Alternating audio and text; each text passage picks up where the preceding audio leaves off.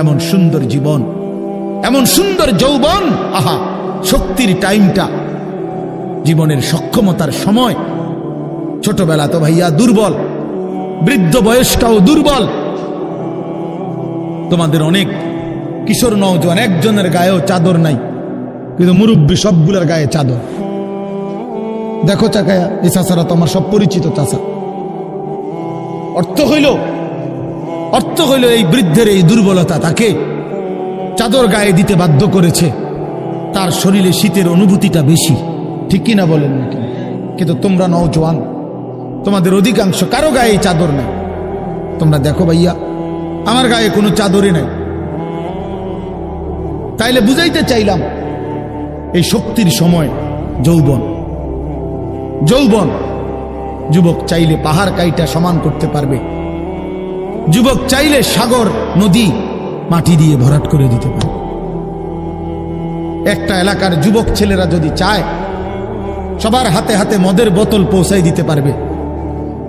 একটা সমাজের ছেলেরা যদি চায়, সবার হাতে হাতে নামাজের মুসল্লাও তুলে দিতে পারবে।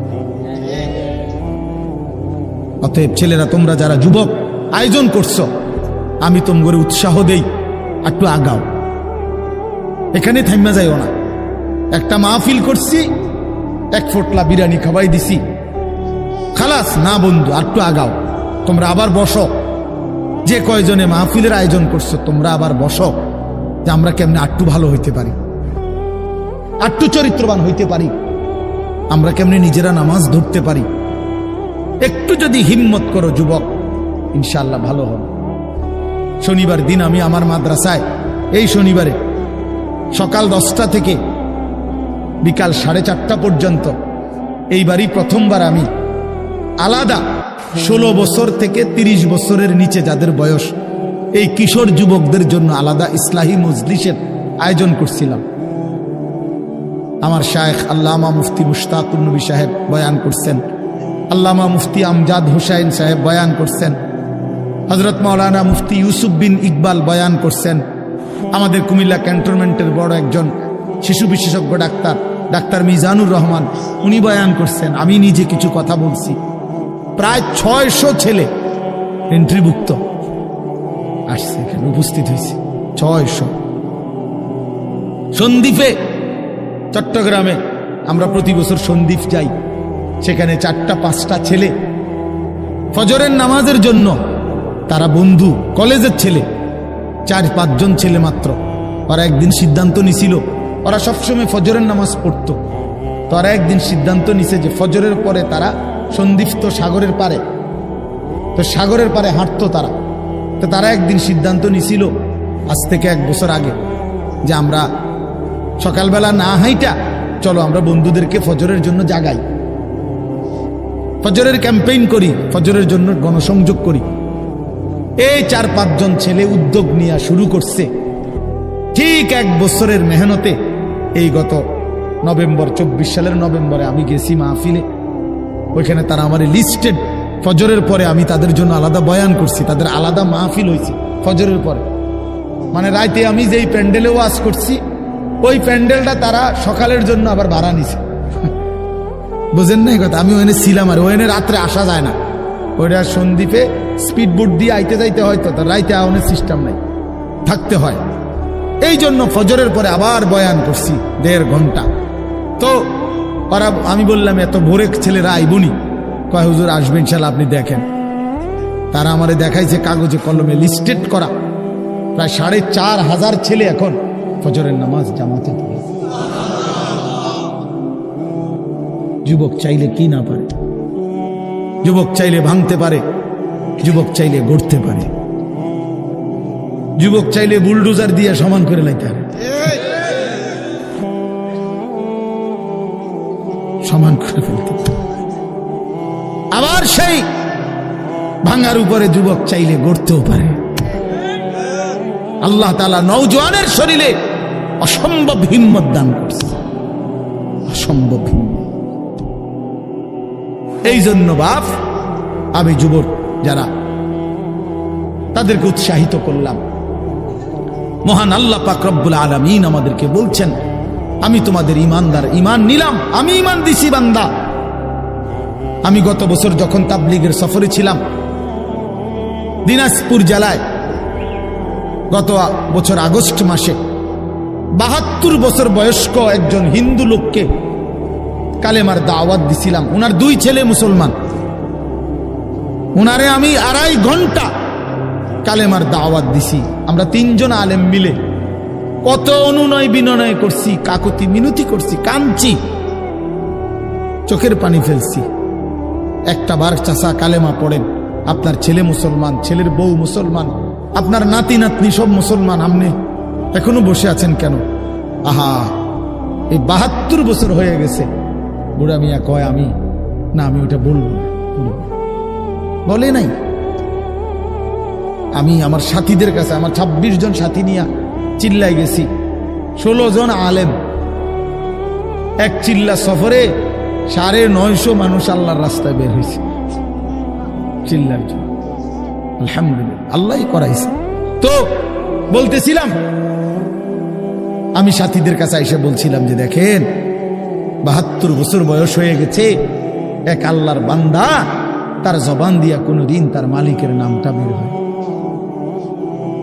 আমারে আপনারে আল্লাহ তাআলা কত বড় তৌফিক দিছে যে আমরা কত হাজারবার, লক্ষবার কালেমা লা ইলাহা ইল্লাল্লাহ মুহাম্মাদুর রাসূলুল্লাহ এটা যে আমরা পড়তে পারি, পড়তে পারছি, এই সৌভাগ্যের কৃতজ্ঞতা কি?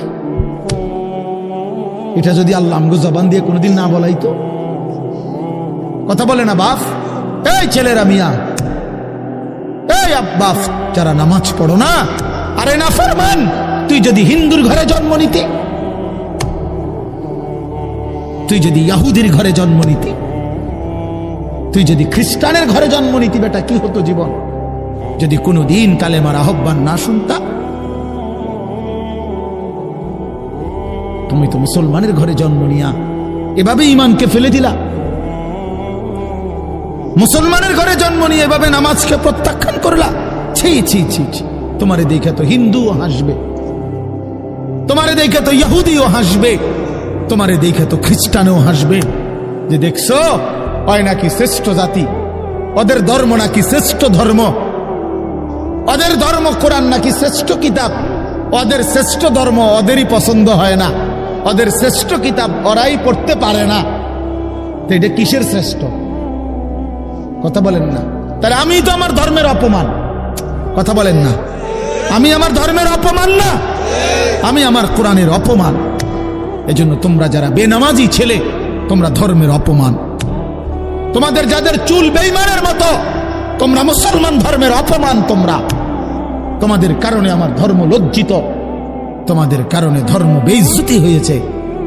তোমরা ইসলামকে অপমানিত করলা, আল্লাহকে অপমানিত করলা, আমার নবীর শ্রেষ্ঠতম 23 বছরের আদর্শকে তোমরা অপমানিত করলা। এই অপমানের বিচার আল্লাহ করবে, মনে রাখো, ছেড়ে দিবে না বাপ। আল্লাহ কোরআনে বলছে, বান্দা আমি 1 সেকেন্ড ছাড়বো না, আমি হিসাব নিব। তুমি আমারে কি মনে করছো বান্দা? বাদুগা খাওয়াইছি দেখিয়া তুমি মনে করছো আমি মাতি না? হ্যাঁ, কিটা মনে করছো? এ পেশাব পায়খানার ভাত তুমি মনে করছো আমি কিছুই বলবো না, কিছুই বলবো না। তুমি জানো না ফেরাউনকে শোয়াইছে কে? তুমি জানো না কারুনকে শোয়াই দিছে কে? তুমি জানো না নমরুদ সাদ্দাতকে নিশ্চিহ্ন করে দিয়েছে কে? তুমি শোনো নাই? তুমি আন্দাজ করো নাই আমি আল্লাহ কেমন? এই পৃথিবীর কত অবাধ্য জাতিকে আমি আল্লাহ ধ্বংস করে দিয়েছি, শোনো নাই? কই, গোটা পৃথিবীর সমস্ত আধুনিক প্রযুক্তি থাকার পরেও তো বাবা আমেরিকার ওই বেঈমানরা, ক্যালিফোর্নিয়ার লস অ্যাঞ্জেলস তাদের একটি স্টেট আগুনে দাবানলে পুরে ছাই হয়ে গেছে। লক্ষ লক্ষ কোটি কোটি মিলিয়ন বিলিয়ন ডলারের এক এক বিল্ডিং। আপনারা মুরব্বীরা মিলিয়ন বিলিয়ন ডলার কি তাই বুঝতেন না? কয়টা? আপনি 1 মিলিয়ন বিলিয়ন ডলার কত টাকা? কমপক্ষে 300 টাকার বেশি। মানে আপনি এটি বুঝতেন না, টেহারি এটান বুঝতেন না। কথা বুঝছেন কিনা? হ্যাঁ, আমরা কিতাবে পড়ছি এক বুজুর্গকে, হ্যাঁ, একটা জিনিস দামি ওনার কাছে ছিল, তো ওনার কাছে বলছি এটা আপনি বিক্রি করে দেন। কত মূল্য? উনি বলছে 100 দিরহাম, 100 টাকা। তখন উনি যখন বিক্রি করে দিছে, ওনারে 100 দিরহাম দিছে, তো অন্য কেউ ওনারে পরে বলছে, হায় হায় জনাব, আপনি তো বহুত বড় ঠকছেন, মাত্র 100 টাকা দাম চাইলেন, এটার দাম তো আরো অনেক। তো উনি বলছেন, আল্লাহর কসম, 100 টাকার উপরে, 100 দিরহামের উপরে কোনো সংখ্যা আছে? আমার তো এটা জানা নেই, আমার তো এর উপরে কিছু জানা নাই।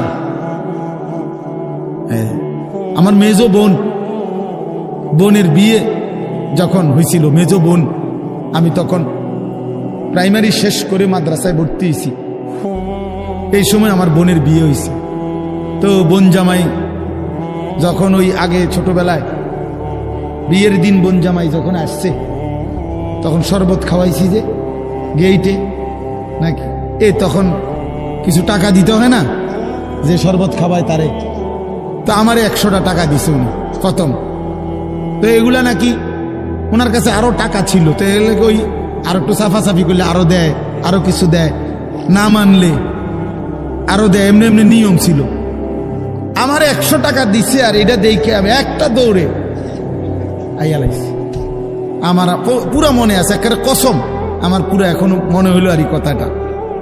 আমার একেবারে আমার ভাই, চাচাতো ভাইটাই বা অন্যরা এত দমকাইছে, বেউকুফ, 100 টাকা লইয়া দুধ দিয়ে আইয়ালাইছ। আমি বলছি, আমি তো আসলে এর চাইতে বেশি টাকা জীবনে আর দেখি নাই।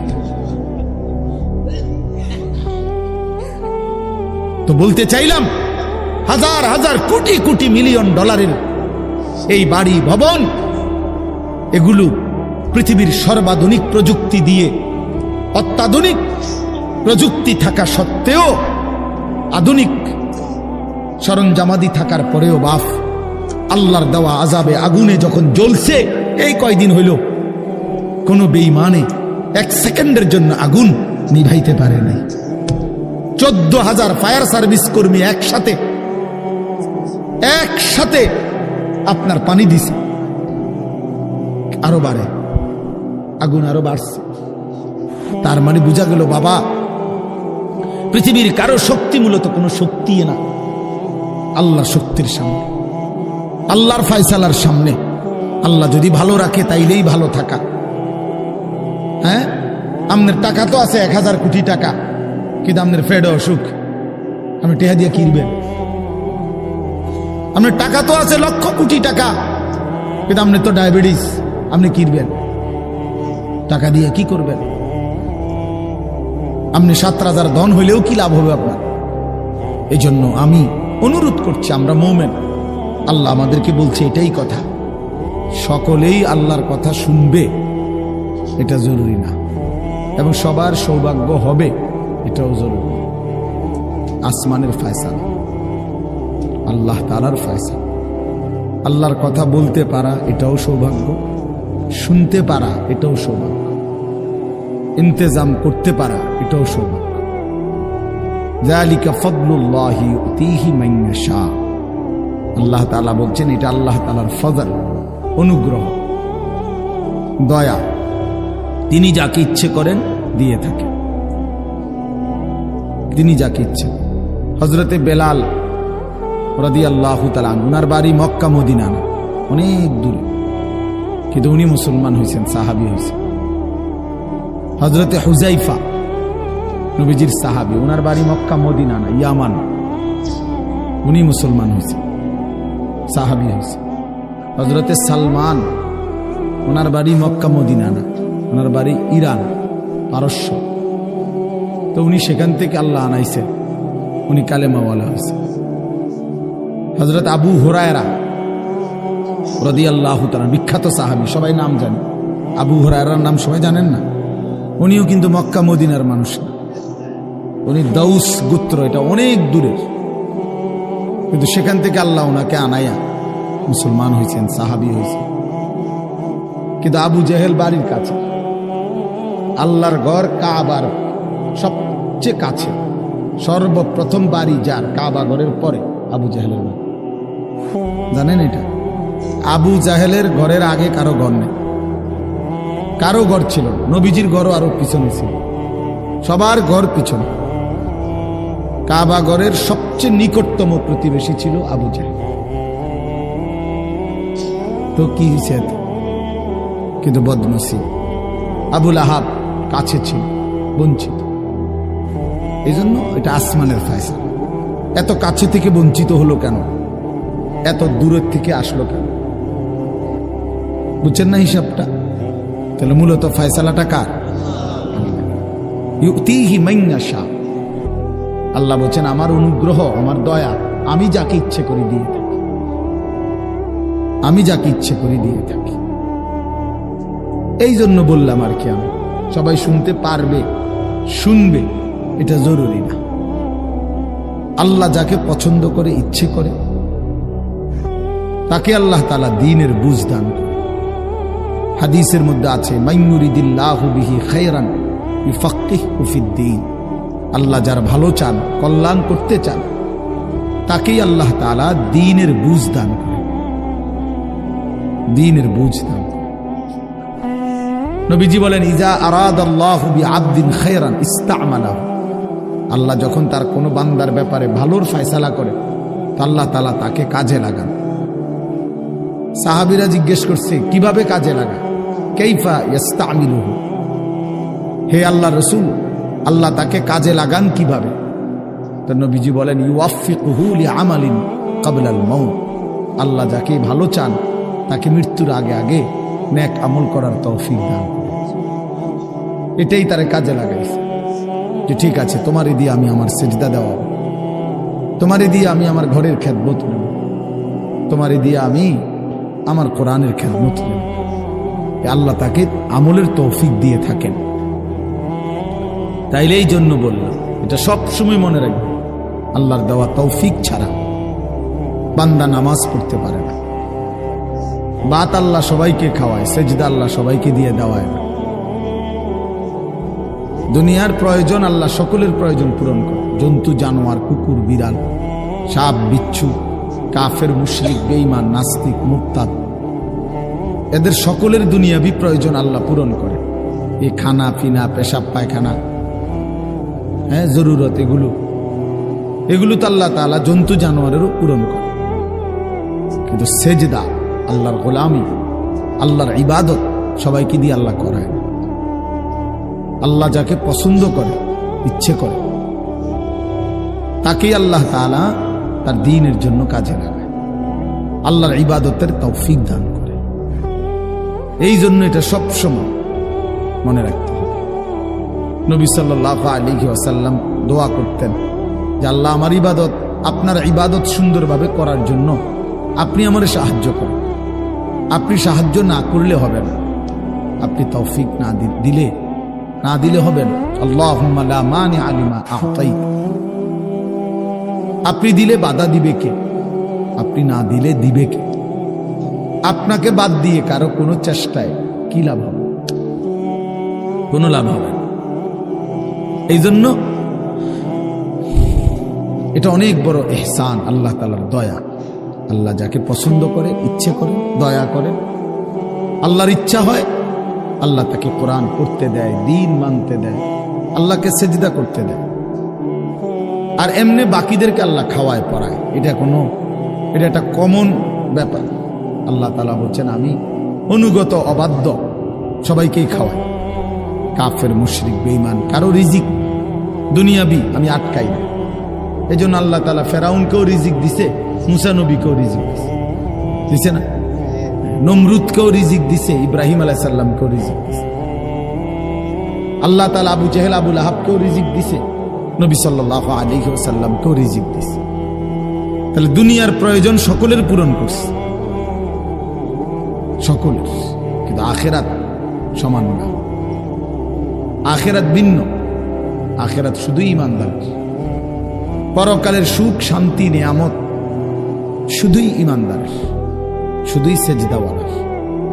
কোরআন শরীফে আছে আল্লাহ তাআলা বলবে কুলু ওয়াশরাবু হানিআম বিমা কুনতুম তা'মালুন। আমার বান্দা বিগত জীবন দুনিয়াতে যে আমল করছো তার বিনিময়ে আজকে জান্নাতে খাও, পান করো, ওগুলোর বিনিময়ে। কুলু ওয়াশরাবু হানিআম বিমা আসলাফতুম ফিল আইয়ামিল খালিয়া।